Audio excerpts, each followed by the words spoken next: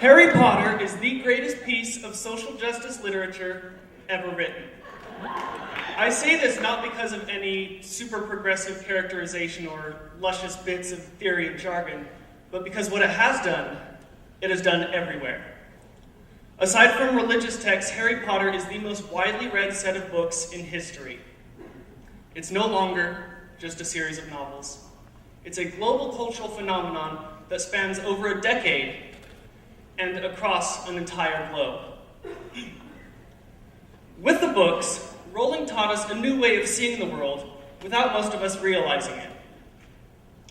In the series, there is the notion of blood status that occurs on a spectrum, from purebloods, allegedly the superior race of wizards better equipped to perform magic because of their family lineage and biology, down to mudbloods, who are born to Muggle parents, born to non-magic parents. Because of their non-magic lineage, they are allegedly less able to perform magic. But in the series, we see that this social construct of blood status is total bogus. Hermione Granger, a mudblood, is perhaps the greatest witch of her generation, out-magicking people well above her.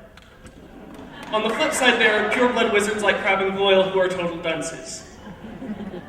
We see that even though blood status has nothing to do with one's ability to perform magic, there are social, cultural, and institutional ideals and practices centered around that idea. As a pattern, the more pure one's blood is, the more likely one is to obtain employment at the Ministry of Magic or be taken seriously in the wizarding world. We even see this in the language that is used.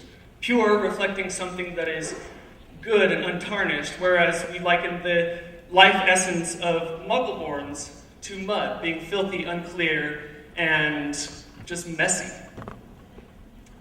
So you may ask what relevance this has to the way we Muggles in the room see the way our world operates. Well, there are a lot of social systems that we have just begun to become aware of as a society. There are social systems that benefit masculinity over femininity, light skin over dark skin, and physically and mentally able bodies over people with disabilities. There are social systems that tell us to consume more and listen less. There are social systems that tell us to compete with our neighbors rather than build up our communities. There are social systems that limit us to binaries. For instance, we know that we cannot limit human experience to exclusively masculine and exclusively feminine, that we all operate in both masculine and feminine ways. What's more, all of these social systems operate in tandem with one another. That's what makes each of our lives different. That's what makes each of us unique. So, what then can we do? I propose that we love one another. And love is more than just an idea that we have deep in our minds and deep in our hearts. Love is an action. Love is a verb. Love is listening to one another and using what we hear from each other's life experiences to help shape the way that we see the world, the way that we know that the world operates.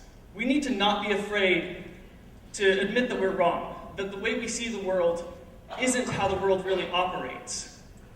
We need to be able to listen to one another. We need to have the voices of our community heard by the people who are in the community and not have our lives dictated to us by a select few. A great man once said, "Differences of habit and language are nothing at all if our aims are identical and our hearts are open." I propose this as our identical aim, that we love one another, that we listen to each other with open hearts. People ask how we can most easily do this, and honestly, it's not easy. If it was easy, it would be done already. But as people begin to venture into this realm, people start with a denial. I can't benefit from this social system of inequality. I recognize that it's a thing. And then we get angry that we can do so little before we move on and realize that even what little we can do helps tremendously. It's not easy, but it is infinitely worth it. Harry Potter inspired a change in global consciousness, the likes of which has never been seen. Rowling taught us a new way of seeing the world as it operates, rather than it presents itself. I challenge all of you to love one another, to listen to each other with open and earnest hearts. Thank you for your time, and thank you, Joe. This one's for you.